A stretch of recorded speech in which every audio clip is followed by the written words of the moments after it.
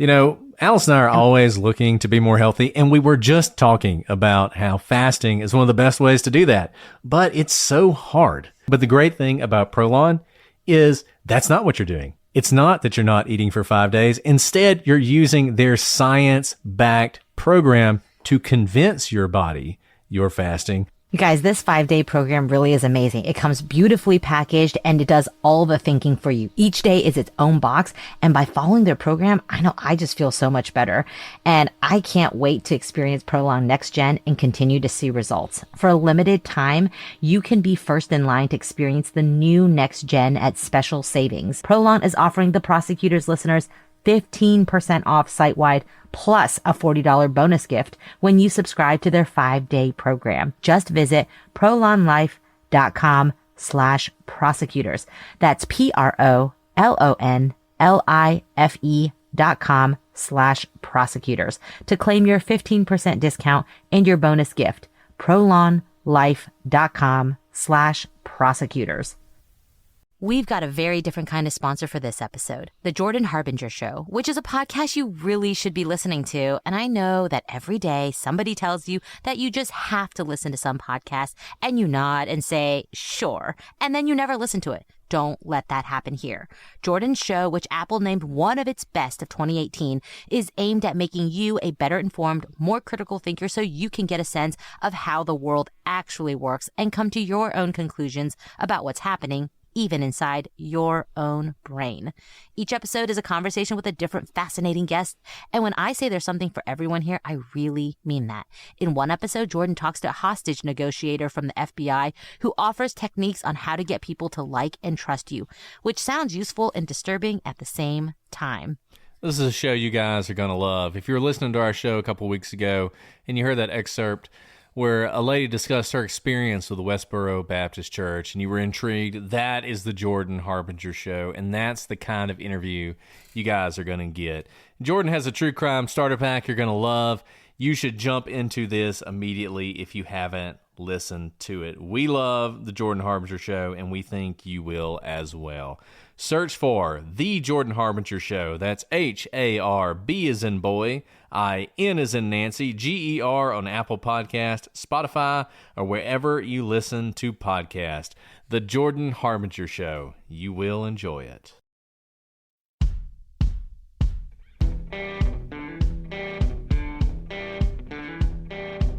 I'm Brett. And I'm Alice. And we are the Prosecutors.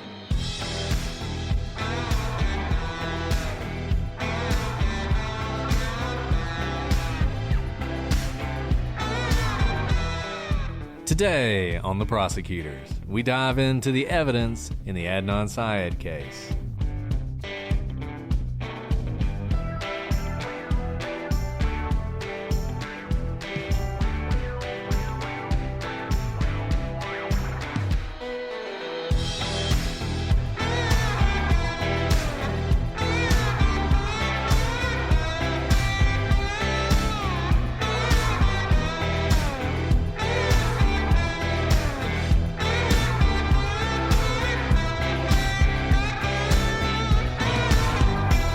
Hello, everybody, and welcome to this episode of The Prosecutors. I'm Brett, and I'm joined, as always, by my belting co-host, Alice. Hey, Brett? Is that because I'm too quiet?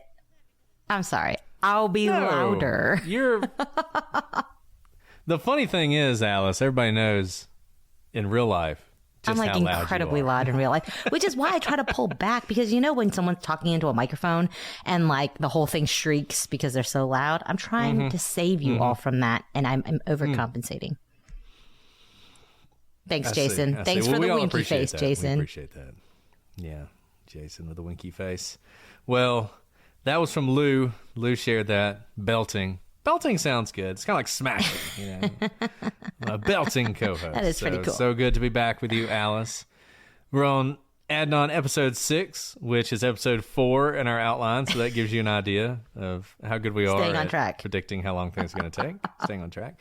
But we are going to stay on track weeks-wise. We're committed to that, so who knows? You're going to get a couple weeks where you get 2 episodes. So You're don't complain. welcome. Stop complaining. You're welcome. Sick We of should your probably complaints. tell, like, you know, the people who host our podcast. that we're going to have a crazy schedule. We do tell them. Yeah, we do tell them, Hopefully this episode and every other one will be chock full of ads, and you guys will be listening to ads. More ads than show. That's our goal. It's not our goal, y'all. Trying to get there. Okay, let's go. Because we are getting to some interesting letters today. The letters that everybody talks about. We absolutely are, Alice. And I can't wait to talk about it. We're finally through the timeline. It only took us 5 episodes to get through the timeline. But it's an important timeline. It's a long timeline. I hope everybody enjoyed that. And now, as Alice said, we're getting to some very important letters. It's funny because when Serial came out, Adnan Syed was still in prison, obviously, for the crime he committed. And Serial was very much in the vein of you listen to it, and it was all about whether or not you believed Adnan. Was Adnan charming enough for you to believe that he was innocent? But when you're trying to get out of prison, you can't go to court and just say, hey, look how charming I am. Obviously, I'm innocent. You need some evidence. And Serial was the first show to really bring some evidence forward. Subsequent podcasts about Adnan Syed have attempted to sort of bolster his story with various bits of evidence that are meant to convince you that he is not guilty. And a lot of it ended up in court at some point. This may be the most podcast-driven court litigation you're ever going to see. It seems like everything that was on a podcast ended up in some filing at some point in court when it came to Adnan. And the most important thing, honestly, a lot of it, in fact, a lot of the things that people talk about a lot online and on Twitter and are really fascinated by, the court didn't care about those at all. They were really focused on really some things raised by Serial, and maybe the most important were what Alice was just discussing, some letters from Asia McClain. And if you know about this case, you certainly know about Asia McClain and the letters that she wrote that in Serial, the very first episode of Serial, I think it was called The Alibi, if I'm not mistaken. And it was all about Asia McClain and whether or not she saw Adnan Syed in a library right next to campus at around the time that the prosecution claimed Adnan had actually already killed Hay and had called Jay Wilds to have him come pick him up. And the position of Sarah Koenig on this was, Asia, you may be the miracle that Adnan needs. Your testimony might be enough to let him out. And I know, Alice, when I first heard that, you talk about a blockbuster way to start a podcast. You can really understand why Serial revolutionized the podcasting genre in such a big way. Absolutely. And, it's so interesting because now we all know Adnan's story. We know Serial. But when you kind of scoop back from this entire case, especially if you read or listen to a lot of true crime stories, if you prosecute a lot of cases, it's actually really interesting why this case of all cases is the one that kind of spurred all of the true crime genre, essentially, and has gotten more attention than just about any other case in terms of podcast attention. And so it's really interesting, and especially when you talk about this letter, because while it seems like a bombshell, Brett, how many times in our cases do we hear from the defense, there's going to be a bombshell witness who is going to just change the entire narrative? Always, I would say. And how often does it actually change everything? Well, it's funny. In this case, the defense told the prosecution that they were going to put on, I forget how many, it's 80 witnesses who were going to say they all saw Adnan Syed at the mosque. And so they were saying, hey, there's going to be bombshell evidence. Going to put on 80 witnesses. And in fact, the only person who ended up testifying about that was his dad, which, as we've talked about before, when you need an alibi, having your parents testify for you is not really the most effective way to do it. And you're right. This is one of those things where is it a bombshell or is it not? And it's really controversial. And we're doing a lot of wind up to this. I know there's some of you guys who don't know what we're talking about. So I think the best way to do this is just to read these letters to give you a little bit of setup. So we've talked about the timeline. We went through the timeline. Hay goes missing in January. Her body is found in February. Shortly thereafter, Adnan Syed is arrested for the murder. And on March 1st, 1999, Adnan Syed, I don't know when he received it, but the letter itself is dated March 1st, 1999, and it's from Asia McClain. I'm going to read it to you. It's late. I just came home from your house an hour ago. Dear Adnan, hope I spelled it right. And this time she actually did, though she will misspell it at other points. I know that you can't have visitors, so I decided to write you a letter. I'm not sure if you remember talking to me in the library on January 13th, but I remember chatting with you. Throughout your actions that day, I have reason to believe in your innocence. I went to your family's house and discussed your calm manner towards them. I also called the Woodlawn Public Library and found that they have a surveillance system inside the building. Depending on the amount of time you spent in the library that afternoon, it might help in your defense. I really would appreciate it if you would contact me between 1 p.m. and 4 p.m. or 8:45 p.m. My number is, and she gives her phone number. More importantly, I'm trying to reach your lawyer to schedule a possible meeting with the three of us, who aren't really close friends, but I want you to look into my eyes and tell me of your innocence. If I ever find otherwise, I will hunt you down and whip your ass, okay, friend? I hope that you're not guilty, and I want, which is struck through, I hope to death that you have nothing to do with it. If so, I will try my best to help you account for some of your unwitnessed, unaccountable lost time, 2:15 to 8 o'clock, January 13th. The police have not been notified yet, to my knowledge. Maybe it will give your side of the story a head start. I hope that you appreciate this, seeing as though I would really like to stay out of the whole thing. Thank Justin. He gave me a little more faith in you through his friendship and faith. I'll pray for you and that the real truth comes out in the end. I hope it will set you free. Only trying to help, Asia McClain. P.S. If necessary, my grandparents' line number is, do not call that line after 11 o'clock, okay? Like I told Justin, if you're innocent, I'll do my best to help you. But if you're not, only God can help you. Your amiga, Asia McClain. If you were in the library for a while, tell the police, and I'll continue to tell the police, and I'll continue to tell what I know even louder than I am. My boyfriend and his friend remember seeing you there, too. Okay, so that is the first letter. What do you think, Alice? So, I mean, there are a lot of contradictions within it, but it sounds like someone who is very much stream of consciousness multiple times. It sounds like she came back to this letter multiple times. That's why she signs it twice. She does kind of like a couple PSs. There's like a beginning part, a diary. It's almost written like a diary entry. And it's written very personal for someone who doesn't know him very well. And I think part of that may be you can tell how much she actually knows about the case. And it's not from Adnan. She hasn't been speaking to Adnan.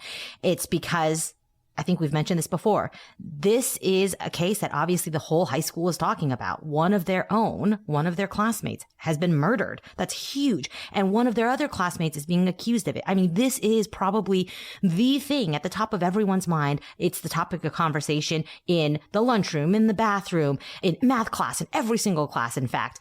And we see, it seems like she is very excited to be part of it, yet saying she's not excited, but her letter would belie the fact that she's actually excited to be part of the case potentially. And there's a couple things about this letter. Before we get into the substance of it, the legal significance of this letter was well after Adnan was convicted. His post-conviction counsel attempted to use this as an example of ineffective assistance of counsel by Cristina Gutierrez, who was his lawyer. If you listen to Legal Briefs, we did a whole thing on ineffective assistance of counsel, and we talked about this letter a good bit. There are several things that are interesting about this. Number one, at the time, Gutierrez wasn't actually his lawyer. Adnan had his initial lawyers at the time. She would not become his lawyer for a little bit longer. The other thing that's interesting about it is, as we went through in the timeline, if you look at the notes from one of the private investigators, it's fascinating. So much of the defense file has now been released to the public.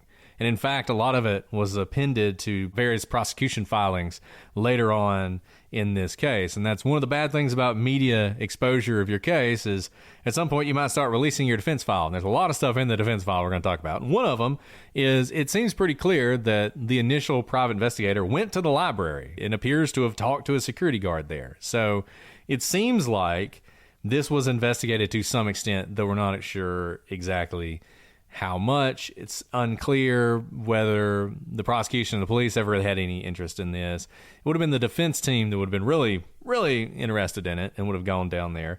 One thing about the surveillance system, probably by the time the defense got there, the surveillance system would have been taped over. This was 1999.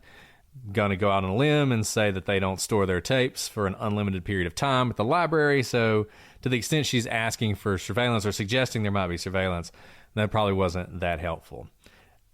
Is this a legitimate letter? We're going to talk about the second letter here in a second. There are things about this letter that are weird, and I think we can all agree on that. Now, one thing to remember, Asia at this time is 17, 18 years old.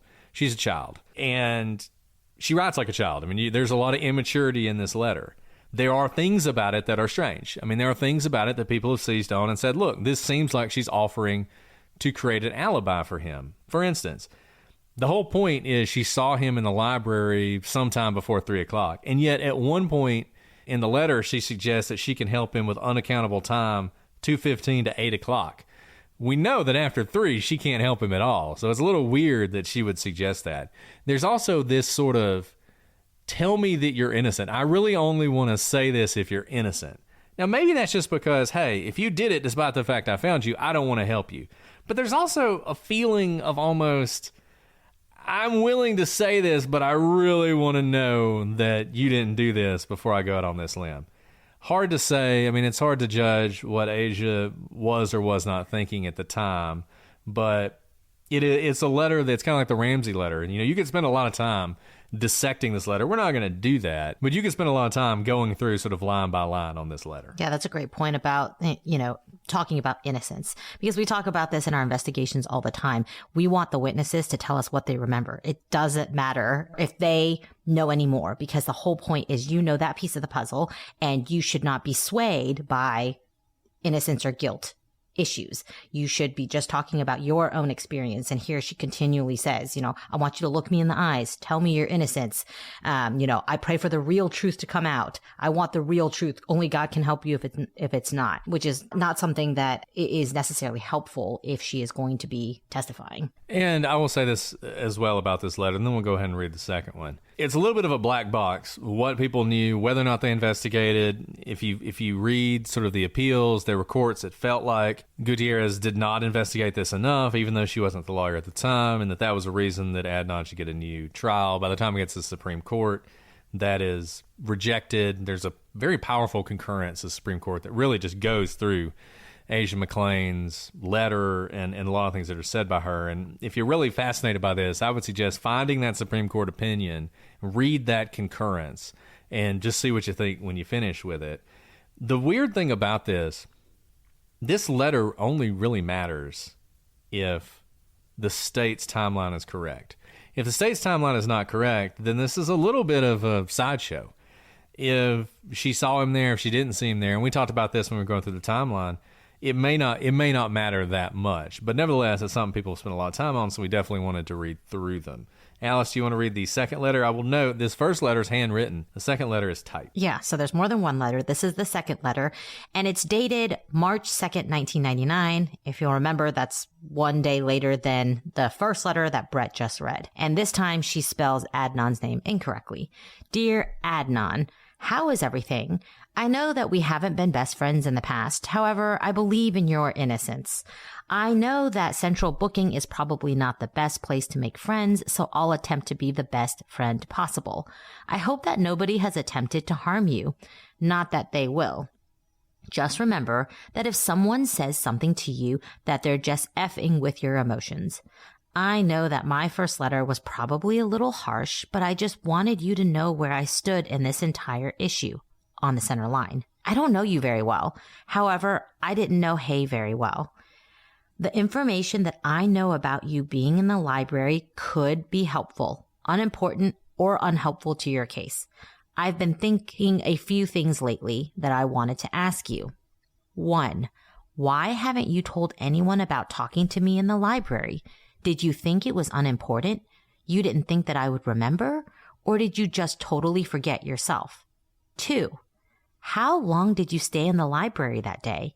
Your family will probably try to obtain this library surveillance tape. 3. Where exactly did you do and go that day? What is the so-called evidence that my statement is up against? And who are these witnesses in all caps? Anyway, everything in school is somewhat the same. The ignorant and some underclassmen think that you're guilty, while others, mostly those that know you, think you're innocent. I talked to Emran today. He looked like crap. He's upset. Most of your crushes are. We love you. I guess that inside I know that you're innocent too. It's just that the so-called evidence looks very negative. However, I'm positive that everything will work out in favor of the truth. The main thing that I'm worried about is that the real killers are probably somewhere laughing at the police and the news. That makes me sick. I hope this letter and the ones that follow ease your days a little. I guess if I didn't believe in your innocence, that I wouldn't write to you. The other day, Monday, we, some of Mr. Parker's class, were talking about it, and Mrs. Schaub overheard us. She said, "Don't you think the police have considered everything? They wouldn't just lock him up unless they had real evidence." We just looked at her, then continued our conversations. Mr. Parker seems unopinionated, yet he seemed happy when I told him that I spoke to your family about the matter. I told him, "Your brothers are nice. I don't think I met your mother. I think I met your dad. Does he have a big gray beard?" They gave me and Justin soda and cake. There was a whole bunch of people at your house. I didn't know who they were. I also didn't know that Muslims take their shoes off in the house. Thank God they didn't make me take mine off. My stinky feet probably would have knocked everyone out cold. I overheard Will and Anthony talking about you. They don't think you did it either. I guess most people don't. Justin's mom is worried about you too. She gave me your home number when Justin was in school. Classes are boring. That's one benefit to being there. No school. They issued a school newsletter on the issue, so everyone is probably aware. It didn't say your name, but between that, gossip, and the news, your name is known. I'm sorry this had to happen to you. Look at the bright side when you come back. Won't nobody F with you, and at least you'll know who your real friends and new friends should be.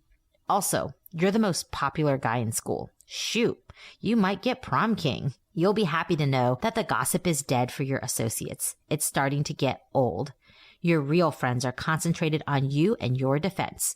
I want you to know that I'm missing the instructions of Mrs. Ogle's CIP class writing this letter. It's weird. Since I realized that I saw you in the public library that day, you've been on my mind. The conversation that we had has been on my mind. Everything was cool that day. Maybe if I would have stayed with you or something, this entire situation could have been avoided. Did you cut school that day? Someone told me that you cut school to play video games at someone's house. Is that what you told the police? This entire case puzzles me. You see, I have an analytical mind. I want to be a criminal psychologist for the FBI one day. I don't understand how it took the police 3 weeks to find Hayes' car if it was found in the same park. I don't understand how you would even know about Leakin Park or how the police expect you to follow Hay in your car, kill her, and take her car to Leakin Park, dig a grave, and find your way back home. As well, how come you don't have any markings on your body from Hayes' struggle? I know that if I was her, I would have struggled. I guess that's where the so-called witness is. White girl Stacy just mentioned that she thinks you did it. Something about your fibers on Hayes' body, something like that evidence. I don't mean to make you upset talking about it, if I am. I just thought that maybe you should know.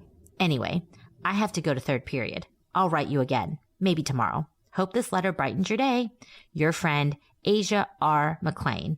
P.S. Your brother said that he's going to tell you to maybe call me. It's not necessary. Save the phone call for your family.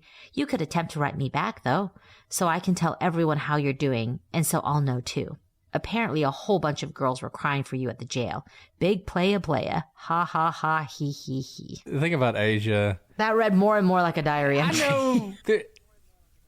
I know it did, and we're going to talk about Asia a lot here in a second.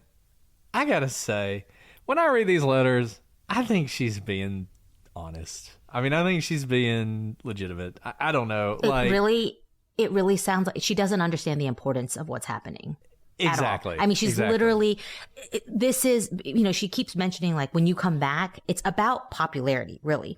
He is the most popular person. There's no such thing as negative press, right? Everyone is talking about Adnan. She literally is saying like, you might be prom king. Like that's the last thing on his mind. He might spend the rest of his life in jail because she doesn't quite understand what's happening. Because she doesn't really know Adnan and she doesn't know Hay. And so this whole gossip thing has become larger than just the fact that one of their classmates has been murdered and someone in their class may have done it. Instead, it's like I get to be part of the biggest gossip in school by being the person writing him who could get him out of jail. And he's going to get out of jail. He's going to come back and be prom king. I mean, this is how she's talking. And again, we've already said this before, but she's still a kid. She's a teenager and she talks like one and she's thinking like one. She's mentioning things about being in class, going to third period, mentioning different teachers, talking about white girl Stacy and what white girl Stacy said about him. You know, it's like catching him up on the gossip until he can come back, because of course he's going to come back. That's kind of her frame of mind. And I don't think she's wrong to think like that. I think if one of my friends or associates was accused of murder, it would take me a while to like really get to the point of digesting what that meant. Yeah. And look, like I said, I don't want to spend all day talking about this letter because you can read into it what you want. I think one of the things to think about is you're thinking about this is what is the significance of it? We can argue about whether she's lying or telling the truth or making it up or embellishing or whatever, but is it significant? As I said earlier, if the letters are true, then the prosecution's theory of the case is wrong. And this is significant to some extent, but only to a certain extent. And we've mentioned it before, but think back to the staircase. The prosecution, they spent the entire trial trying to show that it was a blowpoke that Michael Peterson used to murder his wife. And wouldn't you know it, in the middle of the defense case, the blowpoke is found. There's no blood on it. It obviously wasn't used in a murder. And the whole theory comes crashing down. But the jury still convicts Michael Peterson because, as every jury instruction ever read to every jury says, the prosecution's arguments, their theory, all that stuff, it's not evidence. It might help you to contextualize the evidence, and as we've talked about, best story wins, but it's not evidence. So if they're wrong about their theory, that doesn't mean the defendant's innocent. And in the Michael Peterson case, the jury thought he did it. They didn't necessarily know how he did it, but they thought he did it, and they found him guilty. And the same thing here. So Asia's alibi only matters if it makes it impossible for Adnan to kill Hay. And as we've pointed out, it doesn't. According to Asia, she left the library at 2:40, and Adnan was still there. If Adnan was supposed to be killing Hay at 2:36, that's an issue. But if he actually murdered her around 3 or 3:15, it's not. For all we know, Asia walked out and turned left, and Adnan was right behind her, turning right and getting into Hay's car, who was picking him up at the library. For all we know, that's what happened. And the Maryland Court of Appeals pointed this out when they were rejecting this as an argument of ineffective assistance of counsel, as they said, thus, the jury could have disbelieved that Mr. Syed killed Mrs. Lee by 2:36 p.m., as the state's timeline suggested, yet still believe that Mr. Syed had the opportunity to kill Miss Lee after 2:40 p.m. This is really intriguing if Adnan is guilty, by the way, because he would know good and well that Asia's timeline doesn't matter. But he would also know good and well that the prosecution was wrong too. Thus, focusing on disproving a theory he already knows is wrong is a powerful tool for him. He can hammer something he knows the evidence will support because he and he alone knows how this really went down. If he's innocent, then it's just too bad Asia didn't spend more time at the library, like she says in her letter. And look, Adnan does hammer on this. As he said, his case lives and dies in the few minutes between when school gets out and this 2:36 call. But I don't know that in reality, like I said, we can spend the rest of the time arguing about whether or not she's telling the truth, but I don't know that it actually matters. And I think one important point here, like you said, I don't think Asia is even necessarily embellishing. I think she really believes this is the day that she saw him, the timeline and everything. The first letter, it was a little bit more like, you know, why are you offering to help him on times where you weren't around him? But in this latest letter, where it sounds like she's writing in her diary, I think this is really what she remembers, and it really is what her recollection is. And we've talked about this all the time. People get dates and times wrong all the time. No, 100%. So does Asia's alibi hold up then? Because we don't just have her letters. Like the other parts of our timeline, we do have other kind of points of reference and points of time that are immovable, that we can kind of push against her alibi and see if her timeline and her memory of what happened and how she wrote about it back in March of 1999 hold up to other points in the timeline that we know to be more solid. So basically what we're saying is the Asia alibi, despite what Serial said, is maybe not the bombshell it's presented as, but let's assume for a second it would be significant. Is it believable? First, there are some, including the prosecution, who have said that the letters read like an offer to make a fake alibi. This is a matter of interpretation. You guys heard us just read both of the letters in their entirety. You can see how it could be interpreted as a fake alibi and also as just a teenage girl kind of word vomiting onto a page. Obviously, Asia was young and immature, and so were these letters. There's no question that some of the language raises eyebrows, and it's hard to really know what was in Asia's mind when she wrote these letters. Now, another problem with the alibi is it contradicts what Adnan told police. We know that Adcock testified that Adnan asked Hay for a ride, but she left before he got there, after he got held up. Going to the library to check his email is inconsistent with that statement to Adcock, and it puts Asia on the stand, and putting Asia on the stand would have highlighted that inconsistency. It's also unusual that Adnan would have gone to the public library next door to check his email when the school library also had email access, and Adnan had been known to go to the school library to check his email. So why go off campus, even if it's not that far off campus, if you were planning on staying at school and then go to track practice at school?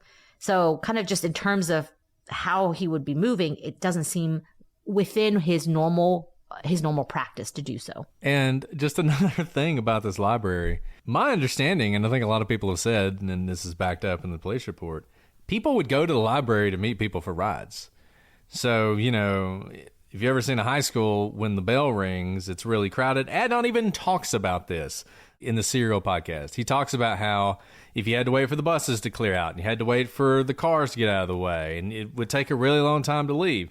So a lot of times what people would do is, instead of meeting you at the school, they just meet you right next door at the library. So if she did see him there, as Alice said, if his plan is to stay the whole time at school and then go to track practice, it'd make much more sense just to go down to the library, check your email, and then go to track practice. If your plan is to meet Hay at the library next door, though, then it makes sense that you would be there waiting on her to get there, and you happen to see Asia. I just, once again, people fight about this so much, this letter, and I just think this letter and Asia's alibi does nothing for Adnan. I don't think it helps him at all. True, false, or in between. I don't think it has really any impact on this case. I think this is one of those red herrings we see sometimes where people spend so much time on it, but it really doesn't matter.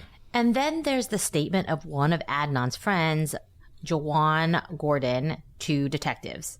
The notes from the detective read, "Wrote me a letter. He called yesterday, but I wasn't home. Wrote back.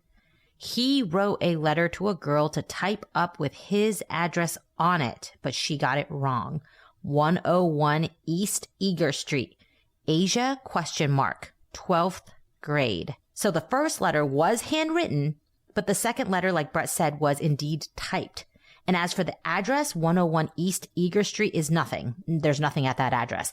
But 301 East Eager Street is a street associated with Baltimore Central booking and intake, but it's not the address that you'd normally send letters to. And what address did Asia put on her March 2nd typed letter? 301 East Eager Street. Yeah, so does everybody understand what happened here? So Asia sends her first letter, right? Adnan gets that letter. He reads the letter. He then writes a letter for her to send back to him that he's going to use. I mean, this is 100% what happened. Like, people can disagree with me and say I'm speculating all they want. This is 100% what happened.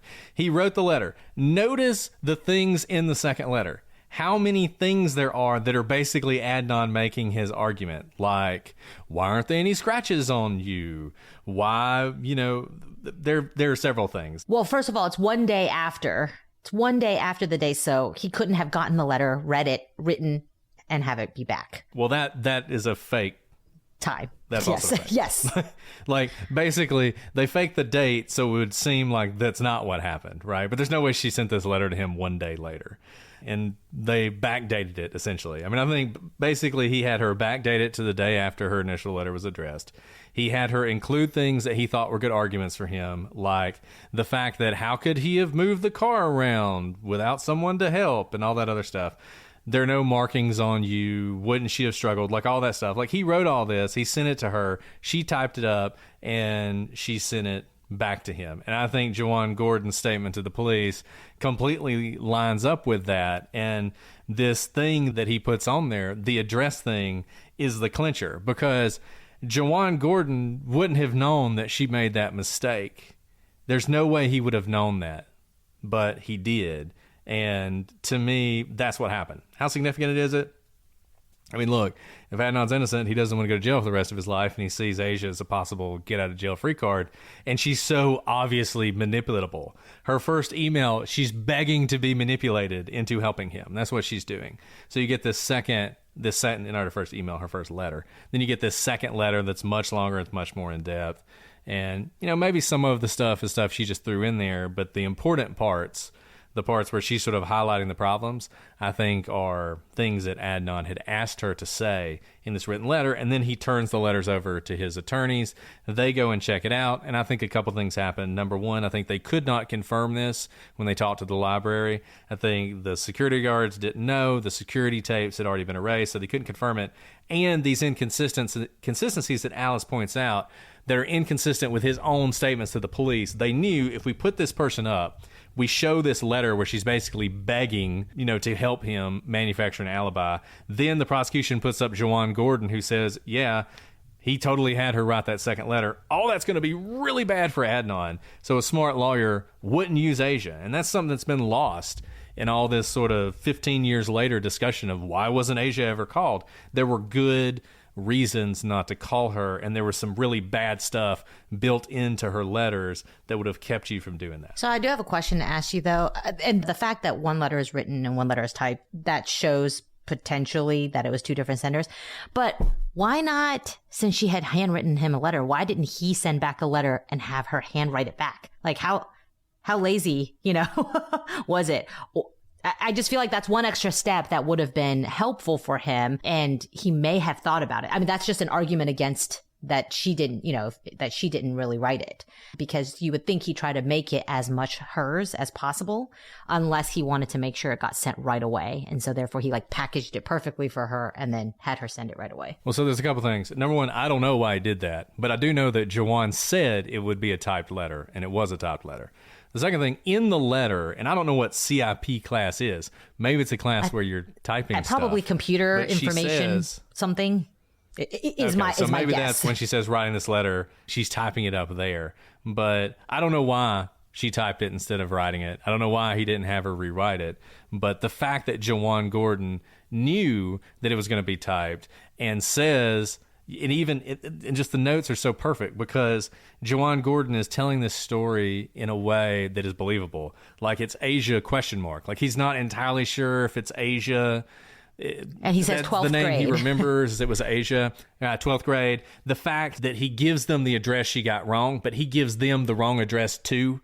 Like he is so believable in his statements he's making to the police that I believe him completely that this is what happened. So one thing, if Adnan typed this letter, it is pretty hilarious. He's a pretty smart guy, because in the first letter, remember the handwritten letter, when Asia spells Adnan's name correctly, and then she writes in parentheses, I hope I spelled it right. But in the typed letter, it's spelled Adnon incorrectly. So, if he did do that, it's almost like he's looking at her letter and being like, she doesn't really know how to spell my name. This is perfect, because I wouldn't misspell my own name. So a misspelling here is going to throw off the cops. Yeah. No, I mean, look, like I said, does it really matter? This is one of those 1,000 rabbit holes you can go down in this case. It doesn't really matter. It probably makes you believe Adnan a little bit less if Jawan Gordon's telling the truth, which there's no reason to think he wouldn't be. But it's just a funny thing that happens in this case. And to me, it's even funnier because people spend so much time on these letters as if they are, handed down from God in truth. And there's all sorts of reasons to question them. And there's all sorts of reasons not to use them in the trial. And one of those things people always say in this case is, well, I think he probably did it, but I don't think he got a fair trial. And they point to things like this. And as we've said, and as we said in more detail in our other episode on ineffective assistance of counsel, you can 20/20 hindsight second guess the lawyer all you want, but there are lots of things that go into making a decision about whether or not to call someone. And I don't know how you can just read them. Not even with a speculation about whether or not she wrote them or Adnan had her write them. I don't know how you can read them and not think, man, there's just some red flags in these letters that some jurors would be like, that's a lie. That was totally manufactured, and make them believe Adnan even less because of the letters. The two tones are very different, right? It starts with, tell me you're innocent. Please tell me you're innocent. Are you innocent? With supposedly one day later, I am convinced of your innocence. Well, did you guys have a conversation? The answer is no. Was there an intervening letter? No, because these are dated one day apart. So how did you go from, please look me in the eyes and tell me that you're innocent, to, I am so sure of your innocence, you're going to come back and be prom king?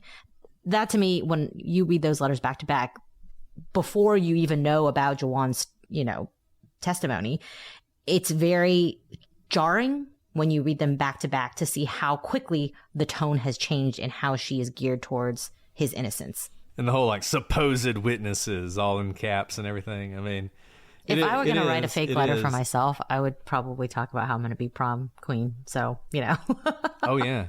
Big playa. All the girls weeping about all my me. crushes. Yeah, all my exactly. crushes be weeping. All my crushes. Craving your next action-packed adventure? Audible delivers thrills of every kind on your command, like Project Hail Mary by Andy Weir, where a lone astronaut must save humanity from extinction, narrated with stunning intensity by Ray Porter. From electrifying suspense and daring quests to spine-tingling horror and romance in far-off realms, unleash your adventurous side with gripping titles that'll keep you guessing. Discover exclusive Audible originals, hotly anticipated new releases, and must-listen bestsellers that hook you from the first minute. Because Audible knows there's no greater thrill than the one that speaks to you.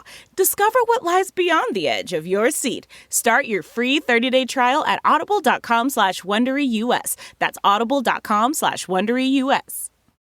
This is a mini meditation guided by Bombas. Repeat after me. I'm comfy. I'm cozy. I have 0 blisters on my toes. And that's because I wear Bombas, the softest socks, underwear, and t-shirts that give back. One purchased equals one donated. Now go to bombas.com/Wondery and use code WONDERY for 20% off your first purchase. That's BOMBAS.com/Wondery and use code WONDERY at checkout. Ryan Reynolds here from Mint Mobile with a message for everyone paying big wireless way too much. Please, for the love of everything good in this world, stop. With Mint, you can get premium wireless for just $15 a month. Of course, if you enjoy overpaying, no judgments, but that's weird. Okay, one judgment. Anyway, give it a try at mintmobile.com/switch. Upfront payment of $45 for 3-month plan, equivalent to $15 per month required. Intro rate first 3 months only, then full price plan options available. Taxes and fees extra. See full terms at mintmobile.com. Get this, adults with financial literacy skills have 82% more wealth than those who don't. From swimming lessons to piano classes, us parents invest in so many things to enrich our kids' lives. But are we investing in their future financial success? With Greenlight, you can teach your kids financial literacy skills like earning, saving, and investing. And this investment costs less than that after-school treat. Start prioritizing their financial education and future today with a risk-free trial at greenlight.com/Wondery. Greenlight.com/Wondery. Optimize your nutrition this year with Factor, America's #1 ready-to-eat meal service. Factor's fresh, never-frozen meals are dietitian approved, ready to eat in just 2 minutes. Choose from 40 weekly options across 8 dietary preferences, like Calorie Smart, Protein Plus, and Keto. Eat smarter at factormeals.com/listen50 and use code LISTEN50 for 50% off, plus free shipping on your first box. Factormeals.com/listen50, code LISTEN50. Mochi Health is here to help you start your weight loss journey with caring, personalized support. Meet one-on-one with board-certified obesity doctors and registered dietitians who truly listen and understand your unique needs. Eligible patients can access affordable GLP-1 medications delivered right to their door each month. No insurance? No problem. Mochi Health accepts FSA and HSA, making care accessible and affordable. And with 24/7 customer service, you'll never feel alone on your path to better health. Get started with Mochi Health today. Take the free quiz at joinmochi.com and use code AUDIO40 at checkout for $40 off your first month of membership. That's join, MOCHI.com with promo code AUDIO40. Angie has made it easier than ever to connect with skilled professionals to get all your home projects done well. If you own a home, you know how much work it can take. Whether it's everyday maintenance and repairs or making dream projects a reality, it can be hard just to know where to start. But now, All you need to do is Angie that and find a skilled local pro who will deliver the quality and expertise you need. And Alice, you can turn to Angie with confidence, no matter what the size of your home or the size of your project. Whether you've got a 100-year-old house like I do, where it seems like things are always breaking, or if you're renting and you're needing someone to help you with moving, installations, or cleaning, Angie is there for you, and they're there for you with confidence. So, Angie has over 20 years of home service experience, and they've combined it with new tools to simplify the whole process. Bring them your project online or with Angie's app, answer a few questions, and Angie can handle the rest from start to finish. Or they can help you compare quotes from multiple pros and connect instantly, which means you can take care of just about any home project in just a few taps. Because when it comes to getting the most out of your home, you can do this when you Angie that. Download the free Angie mobile app today or visit Angie.com. That's ANGI.com. Check them out today. Angie.com. ANGI.com. Yeah, so look, that's Asia. Like I said, we're not going to spend a lot of time on her. People spend a ton of time on her. I just don't think it's that significant. I don't think it's significant either way. I think if he was there talking to Asia that day, it's as much evidence of his guilt as it is of his innocence. And the fact that she left at 2:40 tells me he had plenty of time to do this. So if people want to debate this until the end of time, they can. And I'm not saying it's not interesting, but I don't think it's all that significant. Okay, let's talk about the body, where the body was found. So Hayes' body was found about 45 yards from the road. It's in an area behind a fallen tree, and it was partially buried. Leakin Park was apparently the place to go to dump a body, and has been that for like 100 years in Baltimore. There's some great YouTube videos that have nothing to do with this case. They're just about Leakin Park and how many dead people have been found there, and serial killers have dumped their bodies there. As Jennifer Pusateri would later tell police when she heard that a body had been found there, she thought nothing of it. Quote, I mean, dead bodies always get dumped in Leakin Park, but you hear about it all the time. Alonzo Sellers, who we talked about before, he said he found the body after stopping to use the bathroom. He'd gone home. He had grabbed himself a tall boy of beer. He's drinking it, like every red-blooded American does. As he's driving down the road, he's chugging his Miller Lite or whatever, and he has to go to the bathroom. So he pulls off the side of the road, stumbles into the forest. He goes about 45 yards. And it's funny, just those of you who remember Casey Anthony, this is exactly how Kaylee Anthony's body was found. There was a guy who's a lineman. I mean, he wasn't drinking beer, but he had pulled off to the side of the road to go into the forest to use the bathroom. And there he finds Kaylee Anthony's body. This is very similar. Now, Serial spent basically an entire episode on whether 45 yards or less than half a football field at about 135 feet is a long way for someone to walk from the road to relieve themselves. Before concluding the obvious, it's not. That is not that far at all, particularly when you're trying to get some privacy to use the bathroom. And it's honestly kind of striking how dangerous it would be to bury the body where it was. Anyone driving by would have seen the cars parked on the side of the road and could easily have stumbled upon the burial, which is just a striking thing to me that, it almost speaks to sort of a desperation to hide the body, that you would do it, even though it's in Leakin Park, and even though it's not a place people go a lot, it's just not that far away from the road. I think that's right, Brett. And if you think about it, it would have been, if you believe Jay's story, 2 teenage boys carrying a dead body. So no matter, even though Hay is going to be physically smaller than them, it's harder to carry a dead weight body. And so the 2 of them are stumbling in. It's not that surprising that they would only get about 45 yards because it's dark. It's getting dark. They're also carrying shovels with them. They probably have not buried someone before. There's a lot of adrenaline. They're trying to get in, get out because people are already starting to make calls. Police are already starting to call them, wanting to know Adnan's story, that sort of thing. And so we know that adrenaline is pumping, and 45 yards is not very far, but it can feel very far when you're carrying someone and you're wanting to just get in and out and get out of there. So it doesn't surprise me actually that if it were Jay and Adnan doing this, that 2 young teenagers would not be going very far because it would feel a lot farther when you're carrying a body to bury your first time burying somebody. Let's talk about evidence at the scene. Initially, we had a discussion of the evidence at the scene in our outline, but honestly, it's basically irrelevant. There was a bunch of stuff. The police tested some of it and it didn't test other things. It just didn't seem relevant. We could spend like Brett said, ad nauseum. We could go forever on this, but we are trying somewhat to finish this case before Brittany graduates high school. And there was one thing that was interesting. Some red fibers were on Hay. Jay had said that Adnan was wearing red gloves when he saw him. The examiners were unable to match the red fibers to each other or to anything they found in Adnan's home. Now, here's an intriguing fact. Adnan actually mentioned the red gloves to his defense attorneys before they were even aware of them. When asked by them how he knew about the gloves, Adnan would tell them that the police told him when he was arrested that they knew about the red gloves. And this is one of those, you probably shouldn't release the defense file if you're on the person's side, because sometimes things are said that maybe you don't want out there. And this is from the defense attorney's notes. They're like, he's talked about some red gloves and we didn't know anything about those gloves. And we asked him, like, how'd you know about those gloves? And I mean, maybe the police were, when they were slapping the cuffs on him, were like, and we know about the red gloves, Adnan. I mean, maybe they said that. Or like he slipped up and had to cover.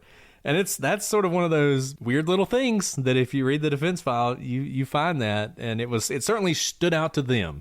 As soon as he said it, they noticed it and they were on top of it. So, fiber evidence is but it is interesting there, red fibers. Jay talks about red gloves, and it's interesting that Adnan brings that up to his defense attorneys. How powerful is it? We'll let you guys decide that. So we're going to get a lot of pushback that that's all we're going to talk about for evidence at the scene. But there's so much more to talk about, and many of you want us to keep going. So we're going to do that. We're going to keep going before this tornado hits both of our houses. What do you think, Brett? Let's do it. All right, let's talk about the autopsy. Hayes' autopsy was conducted on February 10th by Dr. Aquino, associate medical examiner, and supervised by Dr. Marguerite Carrel, who was deputy chief medical examiner. The cause of death was determined to be manual strangulation. At the time that Hayes' body was found, she was wearing pantyhose, a white bra, gray shirt, long black skirt, and a white jacket. All tests for semen were negative. And when her body was found, the white jacket was unbuttoned and the bra was pulled up partially, exposing her breasts, to which wet soil was sticking. Her skirt was pulled up to the level of her buttocks. Hay showed petechial hemorrhage. The hyoid bone was dislocated. Remember, hyoid is like in the neck area. It's often dislocated or broken if you've been strangled with hands. And she had bruising on her neck. It was pretty obvious that she was strangled. She also had blunt force injuries to the right back and right side of the head. The autopsy was negative for drugs and alcohol. So basically, in a summary, she was not raped, but the position of her clothes may indicate that there was something potentially sexual about it because her breasts were exposed and her skirt was above her butt, but she was also dumped. So it's possible those got moved during the cover-up. And it seems pretty clear, the bruising, the hyoid bone being dislocated, that she was strangled. And probably what happened was she was struck from behind, unaware of what was about to happen. And when she was kind of knocked out or dazed, she was strangled to death. Yeah, and it's the positioning of her clothes is an interesting thing. I will say this, the autopsy is very lacking.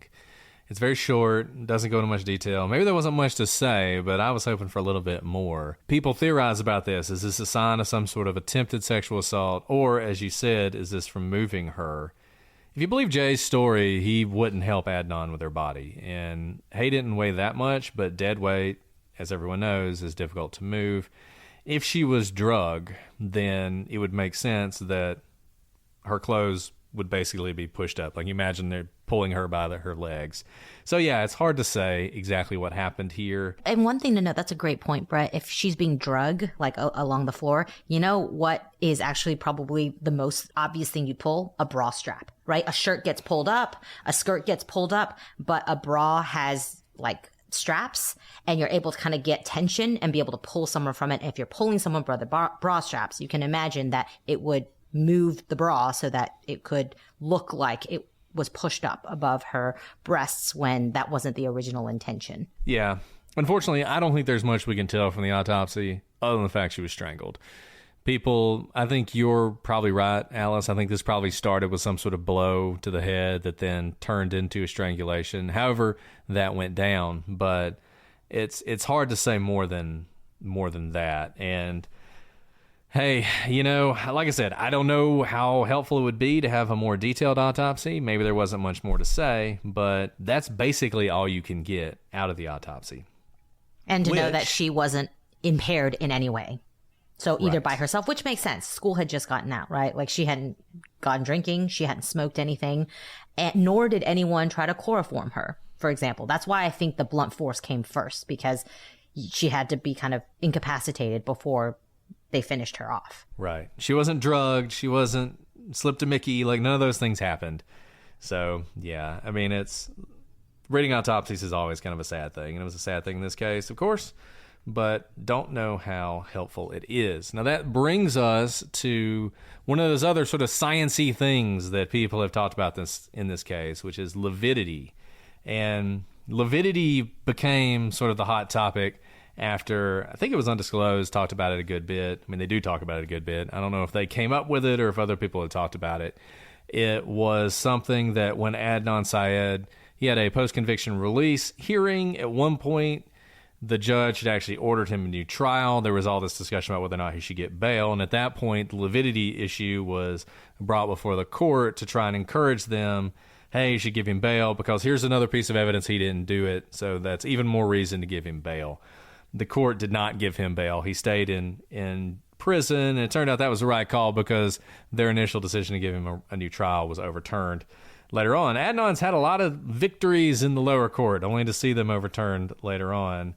The latest episode is not the first. But despite that, lividity is something people talk about a lot.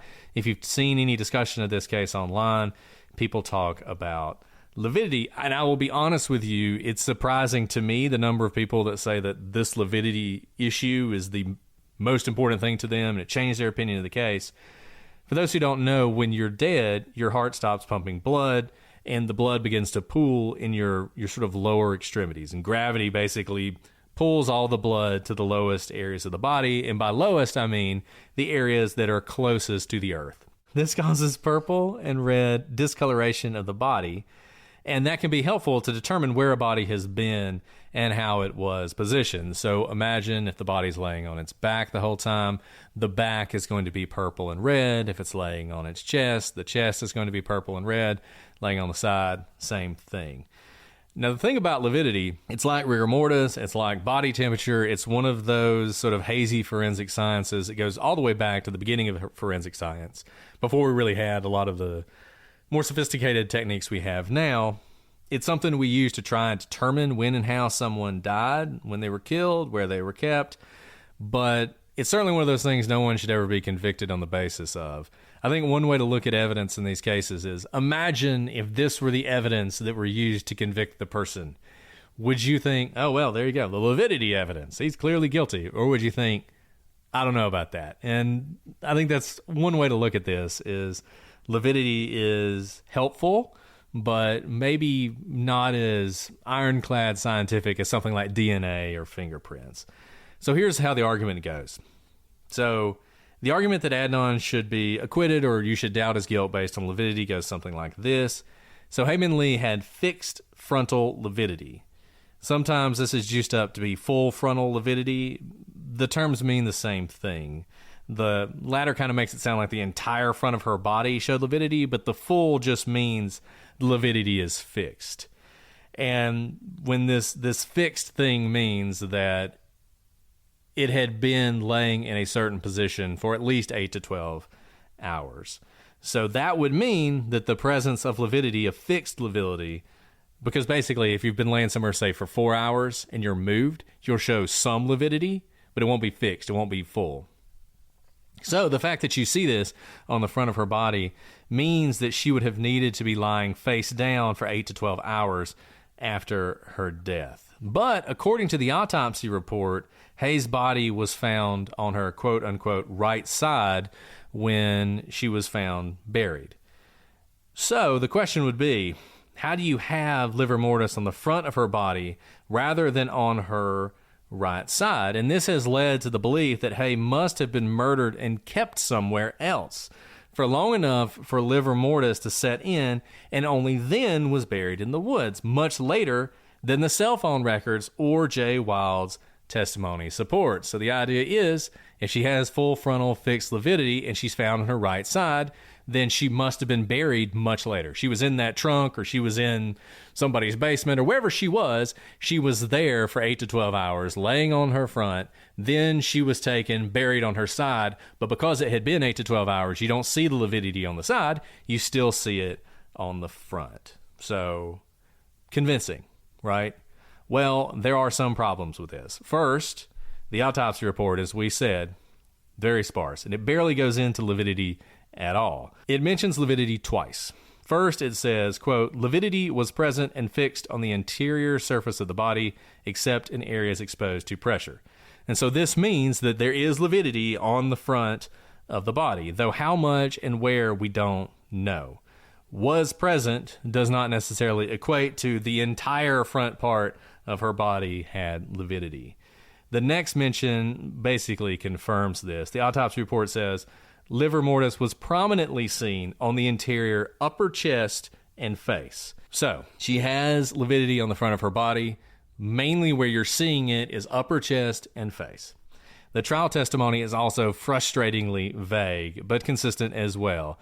One of the witnesses is asked about lividity, and they say, the only thing I can say is that she had frontal liver, and that means in the front. So that's all we got for where this lividity is. So it seems that the primary place we see livor mortis is on the upper chest and face.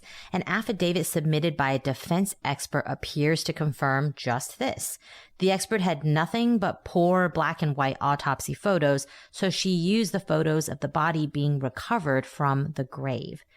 In one, he noted seeing the, quote, chest and abdomen, and explained that lividity is of equal intensity on both sides of the chest. He doesn't mention lividity on the abdomen, though he did say he saw possible faint lividity on the, quote, front of the body's left flank in another photo. So, case closed, right? Not quite. First, the autopsy's cursory description of Hay's body being found on its, quote, right side is actually doing a lot of work. And that description is not backed up by the grave photos that we have. One in particular shows how Hay's body was actually buried. And that's face down through the torso, then twisted onto her right side.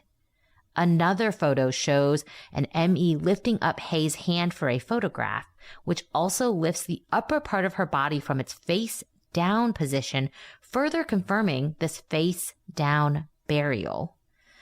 So the parts of the body that are actually described in the autopsy and in expert testimony, Hay's anterior upper chest and face, are flat to the ground. So I'm not sure if the grave photos are widely available or not, and I'm not sure you should go look at them or search for them if they are. But if they are and you go looking for them, you can confirm this for yourself. Thus, the presence of lividity on Hay's body is not inconsistent with lividity resulting from the positioning of the body at burial. So all this is to say is we just don't know enough to be able to overturn a conviction based on the vague description of lividity in the autopsy and the vague description of how her body was found, and also the actual grave photos that we have of what her body looked like that the defense expert based his assessment on. And this is one of those, if you're nerdy, just a great example of expert testimony and how it can be used. So they have an evidentiary hearing where they're trying to determine whether or not Adnan is going to get a new trial. They don't put this expert on then. They wait until he gets a new trial. Then they submit an affidavit from the expert. And the vast majority of the affidavit is just sort of describing livor mortis and going through how it works. And then basically the conclusion is, well, the autopsy says she was found on her right side. The livor mortis on the front of her body isn't consistent with that, so therefore I don't think it's consistent with she got the livor mortis from her burial position. If this expert had to take the stand, the prosecution would have really gone to town on him, frankly. I think they would have taken these photos of the body being recovered, and they would have been like, Okay, well, what about, you say it's inconsistent with what the autopsy says, but you also said you saw these photos. Do you see this photo where she is laying face down in the grave? Is this positioning consistent with the livor mortis that you see on the reports? And it would have been very difficult for him not to say, yes, that is consistent. And in fact, the only way that livor mortis would have been inconsistent with the photos that you see of her body being recovered would be if you literally had livor mortis basically from her face all the way down to her feet, because as Alice said, you have this sort of twisting of the body. So you have an expert opinion based on not great photographs from 15 years afterwards for an issue that never was an issue at trial, and now you're trying to recreate that later on. You can see why this is one of those things that's really fraught. And Alice and I have had the opportunity to cross-examine experts before, and it's always kind of fun. And you think of expertise, and you just feel like if you have an expert who's saying something, you should be able to trust that. You know, that's the idea. They're an expert. Just be able to trust them. But in so many of these cases, it's just not as black and white as you might think. I think that's right, Brett. And I think we beat the tornadoes. I think we did, Alice. I think we did. That pretty much finishes up our discussion for today. I hope you guys have enjoyed it as we've started to dig into these pieces of evidence. And there's so much in this case, and there's so many things that people focus on. And I know some of you probably wish we spent more time on Asia's letters or more time on lividity or whatever, but as Alice said, we'd like to finish this before our children graduate from college, and we think you probably would like to do the same. Next week, we have a lot we're going to talk about. I could easily imagine next week turning into 2 episodes, but there are some more things that you kind of can pull out of that defense file. There are things that Adnan's brother said we're going to talk about. There's an early alibi that Adnan offered that's not often discussed that also seems to be, I'm not sure where it came from, but it's completely false, and it's something that you see in the defense file. We're going to talk about one of the things people talk about all the time in this case, which is why didn't Adnan call Hay, and is that significant or is it not? And we're going to talk a lot about Adnan and Hay's relationship, the kind of relationship they had, the role that religion played in their relationship, whether or not that is significant, whether or not too much stress was put on it by the prosecution at trial. We're going to talk about Alonzo Sellers some more. We're going to talk about the interviews he gave to police, including the polygraphs that he took. And I think when we finish with next week, and this is definitely going to be, there's no way we're going to get through all this in one episode, we'll conclude with Jennifer Pusateri and her initial conversations with the police that led them to Jay Wilds and everything she said and why it is important. Well, Alice, do you have time to do a question? Do you want to do a question today? Let's do a question. Okay. I Tornado just don't want you to get blown away. Yet. There you go. They're just flashes of lightning every few seconds outside the window. I was just looking at the radar. It's not looking good for me.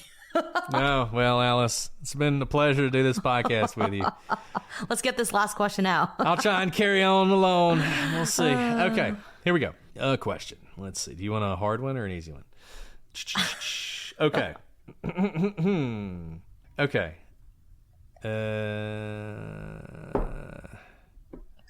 Sorry, I'm trying to come up with a good one. Okay. 789 wants to know, what is your favorite vegetable? That's a great question. I don't know why that made me laugh. Well, okay. Everyone in the chat has been like going crazy about what vegetable is on your shirt, Brett. So do you want to answer real quick what that is? Because I love that shirt. I really want that shirt. Kimchi. So the Montgomery Biscuits, which is our AA baseball team, they're normally the Biscuits, but Montgomery has a large Korean population owing to the Hyundai plant just outside of town. So every now and then, the Montgomery Biscuits will become the Montgomery Kimchi, and they have a lot of cross-cultural events. And they, instead of serving biscuits at the baseball park, they serve kimchi, and you can get a nice Montgomery Kimchi Fighting Kimchi shirt. So that is my shirt. Though kimchi is not my favorite vegetable, though I do like it. I enjoy it, but not my favorite.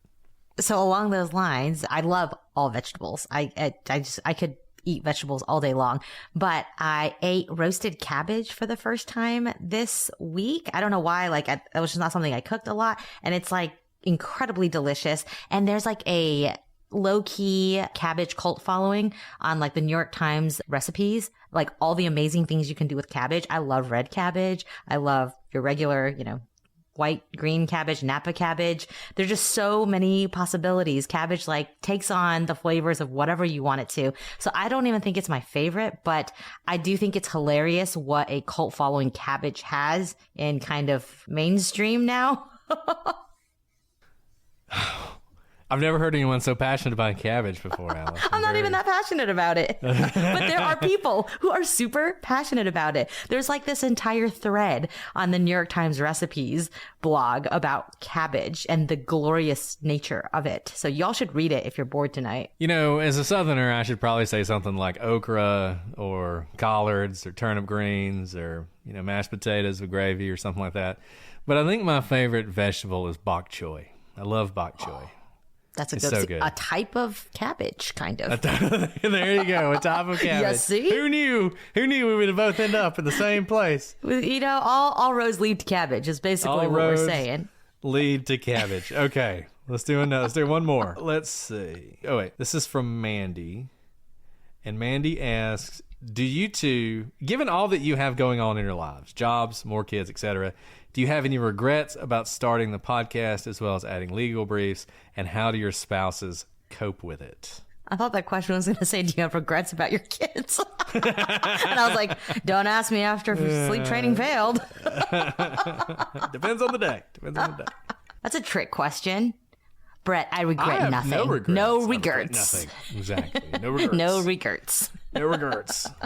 No, really, no regrets. Because what I always tell like young people that I mentor, I'm like, if there's an opportunity that's like knocking and it's something that makes you passionate, you want to do it, take it then, because that opportunity may not come again.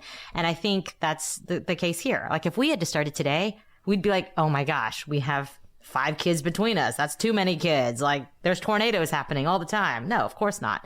So like when the opportunity strikes, you take it, and you're always going to be busy, whether you actually are or not. So you just make room for it. Yeah. I mean, it's almost a miracle that we did this. It's kind of crazy that we did, but I have no regrets. This is one of the best decisions I think we've made. This is awesome. I love this. I love doing this. I think people are really excited for you to say that after you almost ended our friendship by not showing up for brunch. Whatever. I was always going to show up for brunch. I was just worried that we wouldn't make it to the pool. We made it to the pool. Okay, fine. but it was rough. Kids were falling asleep at the pool. Yeah, kids were falling asleep at the pool, but that was fine. And I had a lot of great time. Alice made a quiche. Was that a quiche? Yeah, a quiche? Crustless quiche. Crustless quiche. It was keto for you, man. Yeah, let's see. Not that I stayed on keto that day. I know, but it was crustless, so it had no Yeah, it was very egg. There were a lot of eggs. It was really good. It was eggy. It was eggy and cheesy. 3 dishes, three things of it. So it was great. Okay, well, is there anything else we want to talk about, Alice? No, but I'm pretty sure all my kids are awake from that tornado. So yeah, so you'll need to go deal with that. I should probably deal with it. This has been a lot of fun. Thank you to all of those of you in the chat right now watching us, all of whom are members of our Patreon page. You're amazing. We love you. Thank you to everybody in the gallery who's been talking about this case. Know you have thoughts, questions, and comments. prosecutorspod@gmail.com, @prosecutorspod for all your social media. We are probably about halfway through. If you're wondering how much further we have to go, I think we're about halfway through with this case. We got a lot more to talk about. A lot more controversial stuff, a lot more interesting stuff. Can't wait to see what you guys think. And we will continue it next week. But until then, I'm Brett. And I'm Alice. And we are the prosecutors.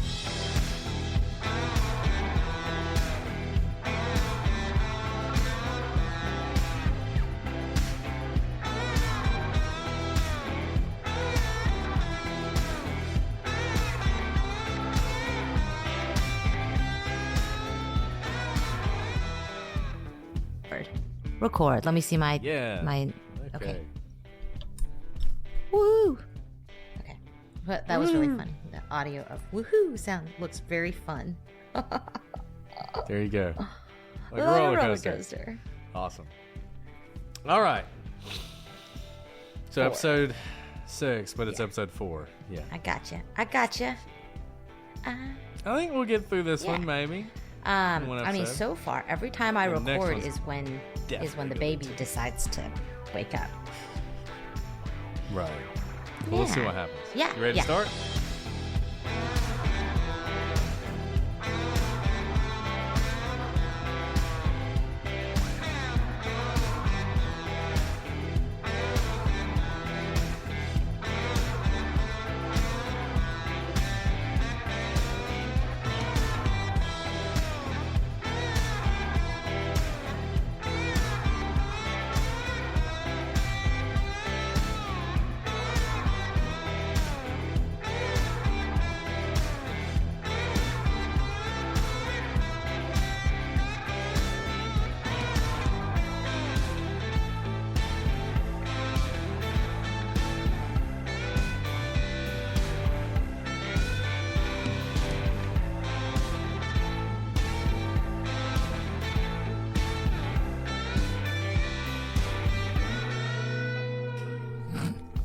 What?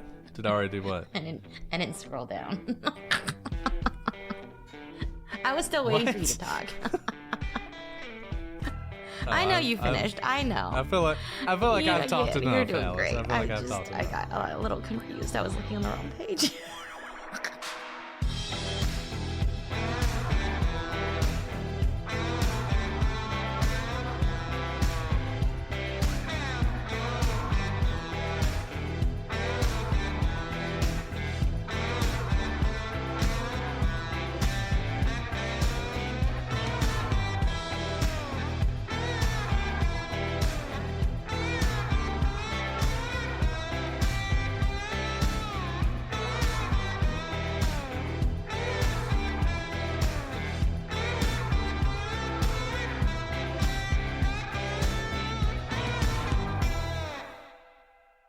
Instacart is on a mission to have you not leave the couch this basketball season because between the pregame rituals and the postgame interviews, it can be difficult to find time for everything else. So let Instacart take care of your game day snacks or weekly restocks and get delivery in as fast as 30 minutes because we hear it's bad luck to be hungry on game day. So download the Instacart app today and enjoy $0 delivery fees on your first 3 orders. Service fees apply for 3 orders in 14 days. Excludes restaurants. You know what makes every outfit look better? The right bra from Third Love. Their bras make it easy to ultimate cleavage, a smooth look, or even stop your shirt buttons from pulling. They make over 60 sizes, including half cups you won't find anywhere else, so you'll find your perfect fit. Third Love solves bra problems, or what they call broblems. Real women test every style they make. Comfort and support are guaranteed. So stop settling for bad bras. You deserve better. Get your problem solved today. Save $15 on your first order with code PODCAST15 at thirdlove.com. Stream the biggest blockbusters this summer with Popcorn Summer Movies on PlutoTV. Experience nonstop action with the first 4 Mission Impossible movies and Top Gun. Laugh out loud to comedies like Anchorman, The Legend of Ron Burgundy, and The Backup Plan. With thousands of free movies, Pluto TV has something for everyone. Available on live TV and on demand. Download Pluto TV on all your favorite devices and start streaming now.